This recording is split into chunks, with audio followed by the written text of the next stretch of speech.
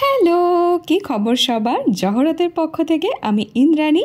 আজ অনেক দিন পর অনেকগুলো দিন পর নিয়ে চলে এসেছি একটা পার্সেল প্যাকিং ভিডিও।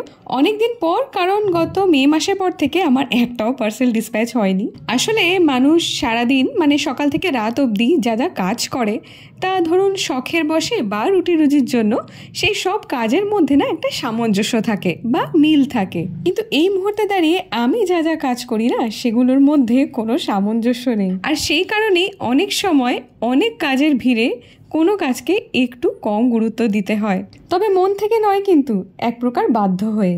তবে মাঝখানে কয়েকজনের সঙ্গে আমার পার্সোনালি দেখা হয়েছিল বটে, তাদেরকে আমি তাদের প্রোডাক্ট হাতে হাতে ডেলিভারি করে দিয়েছিলাম। তবে এই পার্সেলটা যার জন্য যাচ্ছে, তিনি আমার খুবই পছন্দের একজন মানুষ।